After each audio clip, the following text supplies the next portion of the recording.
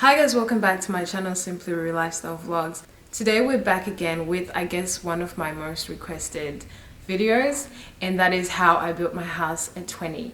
So if you're new here, hi and welcome, and hit the subscribe button down below. The way I'm going to present this video is I'm actually going to present it in like 3 steps of how I did it. So back from a little break. Do you want to say it any louder? So one of the last parts I want to mention is the terminologies you're going to hear, I guess, flying around when you're building a house.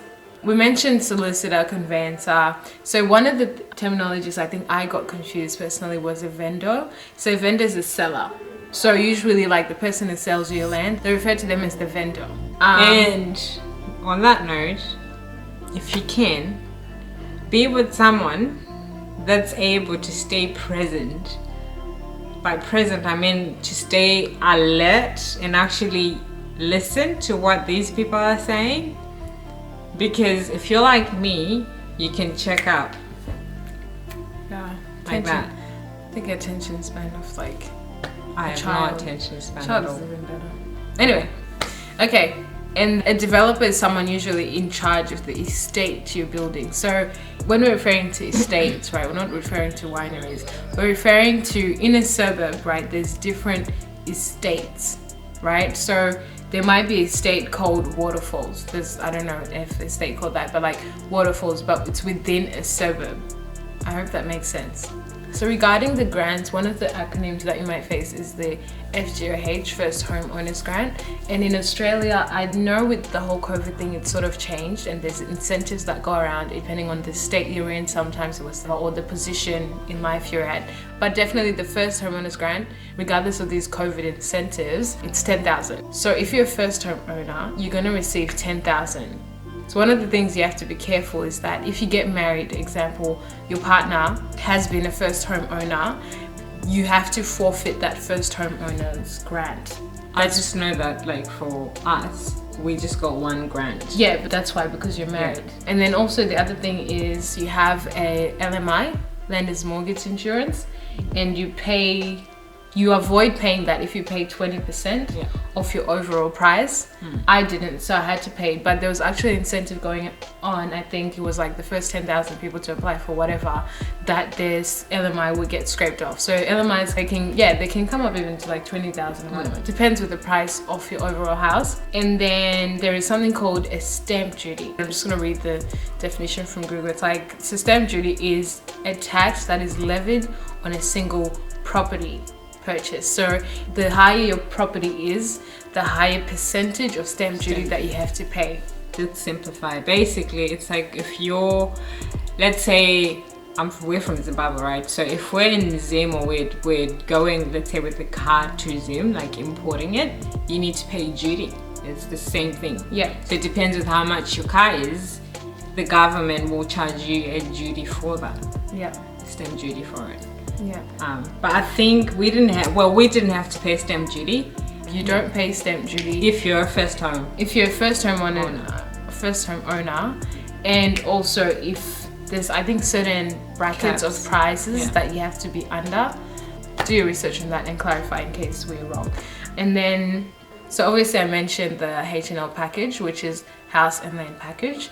And then when they talk about inclusions, right? So after you buy the base price of your house, you have this meeting that you go to after the whole, for me was before the settlement, where you're selecting now the nitty-gritty. Like as she mentioned before, like a dog can be something that's not included in the base price. So you go to these color selection. I don't know like what mine you was guys, called. you literally pick everything to the T, to the corner.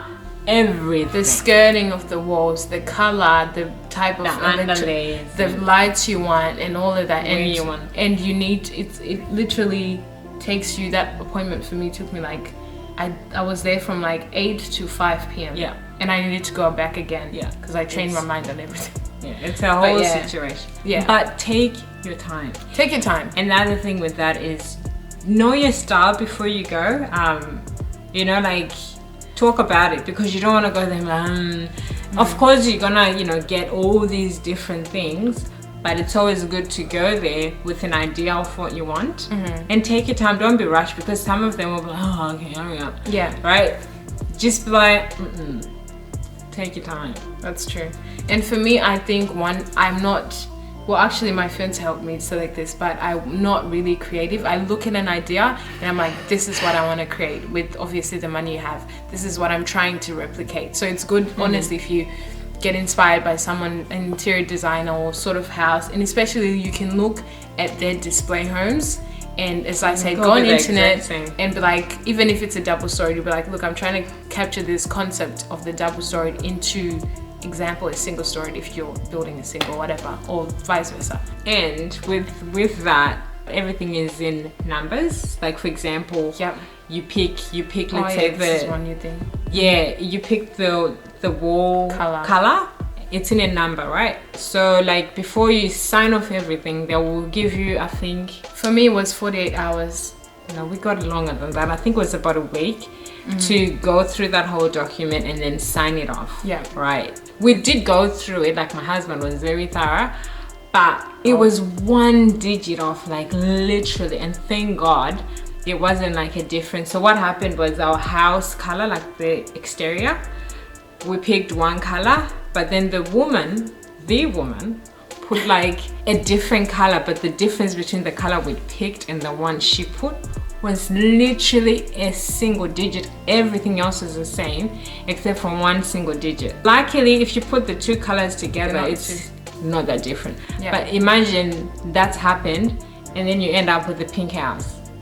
No shades to pink houses, but like it can be like that. It's frustrating, yeah. And then for them it's like, well, we did tell you to check. We gave you a whole week. You signed it. That's true. So check. I had the same problem, but my problem was not the wrong thing, but they added, I think, something additional, and it increased obviously the price. And I think also my fiance was like, no, look, tell them to take this off and all, because it's a lot of document. By the end of this, you're so tired, you don't even want to look at anything, and you're like, look, I trust you made this, but definitely, you know, look at it. And for me, it was 48 hours for them, for me to send them an email like, okay, adjust this and that. But yeah, definitely. So the other thing is interest rate. I'm sure you would know what interest rate is, but the thing I wanted to mention about interest rate is that when you're starting to pay for your house, the first year usually, I don't know whether it has to do with the bank, I don't know if you went through the same thing, but you only pay interest only, right? So you're not paying your mortgage as per se, but you're paying the interest only for the first 12 months. And then after, you start paying your mortgage, and they'll start taking out money as soon as you sign that contract. Like you don't even have time. Like as soon as they pour in the slab, they'll start to take out money. You don't even get like a gap to breathe. So, and they'll start taking out, let's just say, little lump sum of money, and it keeps rising until like a stage where you're like, okay, it's at this amount. But then after 12 months, then they charge you the full amount, which is usually double, or depending with your house. Really? For us, it's like they start charging you from the time they pour in the slab. Yeah. Like in incremental. So like, for example, slab stage, the like Carlisle asked for X amount of money. Yeah. And the bank gives them the release money. it. Yeah. Yeah. Then they start charging you on that amount that's been released. By the time your house build is finished, you're now paying your full mortgage. For me, the contract was you pay interest only the first 12 months. So that amount you're giving, that's whatever. That's now you're saying the first year it's interest only. It's interest only, and then the second year you're now paying a different amount. Yeah. Is it I think you had a promotion that was doing that. Pay interest the first year. Oh, okay. And then, because we went like straight into it. Okay. And the other thing that they're going to keep throwing out there is talking about your pre-approval, get your pre-approval. It's too much a approval you get like an estimated, like, okay, we will be able to do that before the formal approval, right? And be careful of that, because I think it's good to get a pre-approval and then they hold it within 3 months. And then if within those 3 months, all your things work out, they'll just automatically give you a formal approval. But I think it's when you go over that capped amount of time, they have to start and that whole approval process can take up to weeks, months, whatever. So it's good to have a pre-approval, I think. And then the COS, contract of sale, that's that big Bible we mentioned before. That Two Bibles. Yeah, you get 2 COSs. And then variation is, as the word says, variations you can do. After that, you get variation forms and all of that. That's after the whole color selection and you want to change things. But there's time frames to that, so be mindful that you stick within those time frames. And then the first time I went to this display homes and I talked about which house I wanted, I got a quotation of contract, and that pretty much gives you an outline of the base price, or just pretty much breaking down the items and the amounts and all of that. Just keep it for reference, because some of the prices change actually when you're in that display home, and then when you go into like the builder's center, right, when you're selecting, the prices may differ. I think one of mine, it was like some electrical prices, the price she quoted me was cheaper than what they were quoting me, and then they had to change it back and all of that. Oh, and like if there's another tip, been tipping a lot, but if there's a tip I can give you is get it documented, like legit everything. Because when you go to a display house, you're meeting the salespeople, right? When you go to the head office, these are now different people, right? So make sure different attitudes too.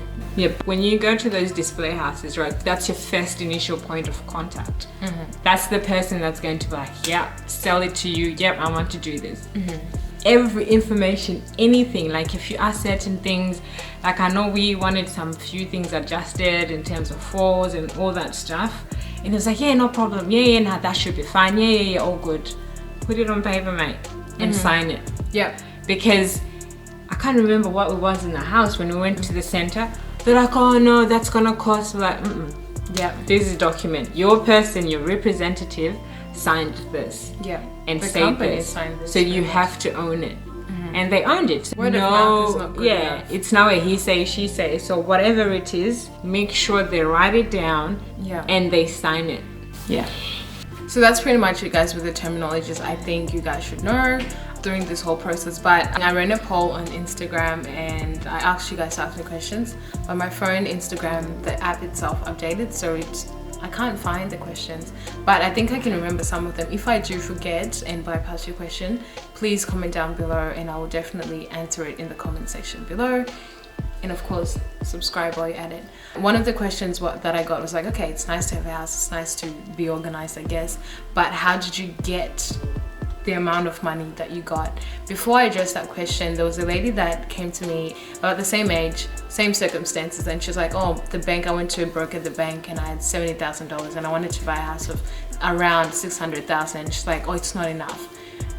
That is so wrong, and I wish people could stop doing that. Like, I get it, it's hard, I get it in a position maybe where you think I don't have enough deposit, but it's not impossible, and stop deterring people from doing that. And because why I say that, because I built my house with about, I think it was around 40k, and also I had other grants obviously to help me, but 40k, and it was around the same price as she's talking about, and it was possible. It was hard, but it was possible. Now, how I got to save up the amount of money I have, definitely you need to, I guess, a time in your life where you're like, okay, I need to stop having these guilty pleasures, either shopping or, you know, keep taking out, because also when they look at your bank statements, they're gonna see how frequently you just use your money, right? So I think for 6 months, just be disciplined and really head down on savings. And I used to be like, okay, 50% of my money, or even 70%, I put it in savings, right? And right now I'm in the disability industry, so it's, I think for my age, and I guess the job doesn't really need that much qualifications in terms of going to school for years and earning a degree. It was pretty good in terms of its income. So wherever you are, look for, you know, jobs in the healthcare industry and disability and all that. I'm sure you can get a gig easily and start earning a substantial amount of money. I'll actually say 2 things that I would take away from this, and then she'll say her too. I found the process tiring. I wanted to give up so many times. So many times I was like, I don't care how much deposit, just give me my peace of mind. But one thing I would take out from the whole buying a house, or my process, was definitely research by yourself and be patient. And the other thing is, do not let anyone tell you that you can't, right? Because there's so many people like, oh no, just take out some of the inclusions, you know, oh, it's too expensive. When I was a first time wanting to buy, I bought, example, no shade if you have this, but I bought a 1-bedroom apartment. You don't have to, right? You don't have to. I think mine is a 4x2, 4 bedrooms, 2 bathrooms, and to some it's like, oh no. To some it might be nothing, okay, but to some it's like, no. When I bought a house, I only had 1 bedroom. Great, thanks, but don't let anyone tell you no. That's my take on that. What are 2 things you take? For me, I found the process to be quite cruisy actually, and that's the thing. My experience is my experience. Your experience is your experience. That's one thing that you need to keep in mind, because a lot of the prior, there was a lot of negativity, oh my goodness, oh this, You that. can't, you need so much money. The process, the this, that, and I think that's where people are like, you know what, I'll just rent. Yeah. Do you know what I mean?